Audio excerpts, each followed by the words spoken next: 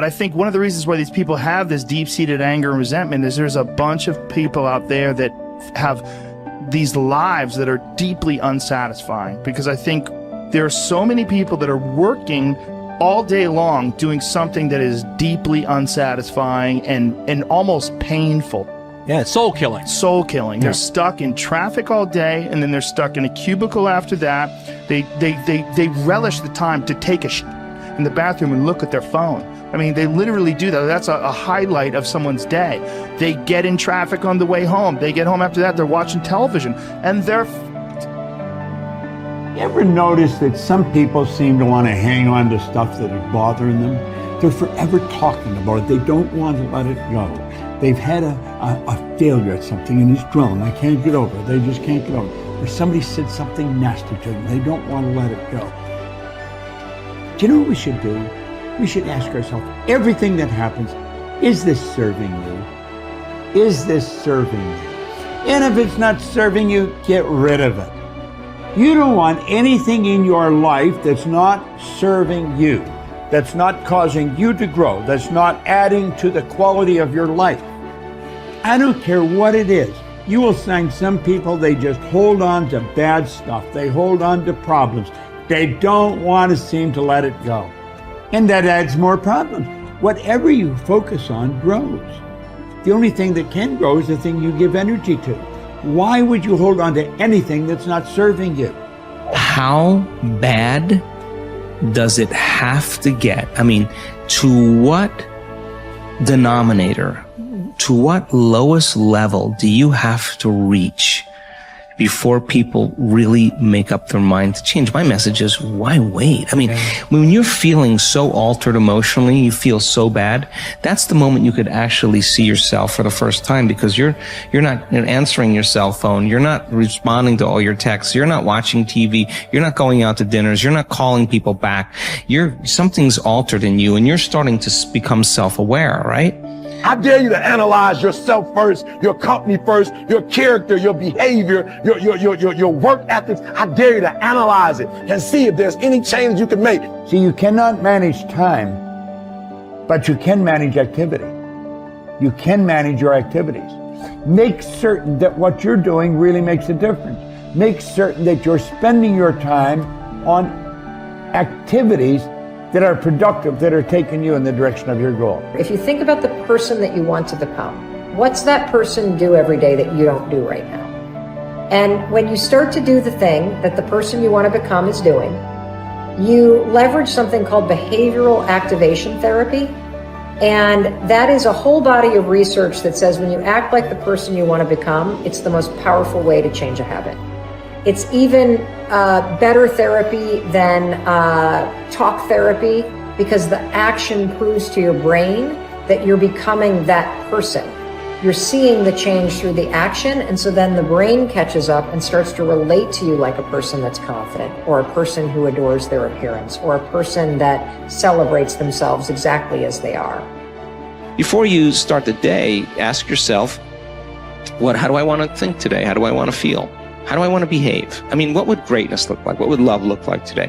What could I do that would be really cool for me at the end of the day? Say, wow, so I had a good day today. What would make me feel that way? And if you can't find an answer to that, start reading. Who reads anymore? Read a book. I read so many books a week. I know, I'm that way too. So read something about, you want to be wealthy? Read a book about someone who became wealthy, and get real and realize they may have failed 50 times before they actually pulled it off. Or what were their characteristics? What were their traits? What made them? So it wasn't about their wealth, it was about who they became. That's the key, right? So fill your brain with a little knowledge, and then just start asking yourself, what's the greatest expression of myself that I can be today? And rehearse it. Rehearse how you're going to be. And then if it leads to a different choice, that's the unknown. Mm-hmm. And just know that it's not going to be predictable. It's going to be a little uncomfortable. That's where the magic happens. If you can stay relaxed and awake in the unknown, things get pretty exciting. When you're back to the known, you're back to the familiar. Don't expect anything to change in your life. And if you say it's that person or that circumstance, you defaulted and went back to the program of the victim, allowing your outer environment controlling your thoughts and feelings. If you truly do this well, This is what I discovered. If I truly feel the feelings of my future before they occur, and I live in that state, I'm no longer looking for it to happen. How could I look for it if I feel like it already has, right? So I try to stay in that state, because then I'm not separate from it. And that tends to be when the magic happens. There's no control anymore. There's no predicting. There's no perfectionism. There's none of. All there is just kind of an experiment. Like, I'm experimenting to see if I changed my thoughts and feelings, if my life will change. And that should be the experiment everybody has. And do it with curiosity, and do it with just seeing if the experiment works. If it doesn't, change something else about yourself until it starts to work. Deciding who are we going to be. You know, we shouldn't hope to end up one day a magnificent, strong, beautiful, capable, kind, loving person. We should start living like that today, hopefully, so that we become that. That who we become is not an accident, but hopefully a purposeful intent. That our days and how we approach our days are literally driven by the intention of who we're going to bring. That we bring our character into each of the circumstances of our lives, and by doing that, maybe we can't always direct every circumstance of our life. We can't control everything, but we can certainly control our responses to them. We can certainly dictate who we're going to be in those circumstances, and that helps us achieve our ultimate destiny that we desire, not one that just lands on us. I think the other thing that really comes to people's into their power is when they really discover that, you know, each of our days is something that we can also design. Not just design who you're going to be. How are you going to design your day? What's this day going to be about? What's going to get your attention? What's going to get your focus? And what should not be getting your focus is just your inbox, or just what I call browser blackout, clicking around on all these blue links or images, or swiping here and swiping there, and then losing 4 or 5 hours of your day. Because what ends up happening for so many people is they lose 2 or 3 hours to distraction each day, maybe 4 hours of distraction of television a day. And over the course of their lives, now a decade is gone of opportunity, a decade of missed opportunities to connect with your family, to achieve your dreams, to work a little harder, to contribute that thing you always contribute, to learn that skill that you wanted to learn. Like, we have to decide on our days. We have to design them. We have to wake up and decide what this day is going to be about, what's going to get done, what's going to deserve our focus, who will we reach out to, instead of just responding to everybody else's needs. Look back over your life and ask yourself, what activities, behaviors, or decisions have been most responsible for my success in life to date? You will probably find that less than 5% of the things that you have said or done have accounted for most of the success you have enjoyed. You may find that it was your unique ability to solve a particular kind of problem or to take advantage of a particular type of opportunity. You may find that your special talent was an interpersonal skill that enabled you to influence and persuade other people at a particular time and place. You may find, on analysis, that it was an ability to take charge and accept responsibility for accomplishing a particular goal. Whatever has been responsible for your successes in life to date may be a good indication what you should be doing in the future. Analyze your work based on the measure that I call return on energy.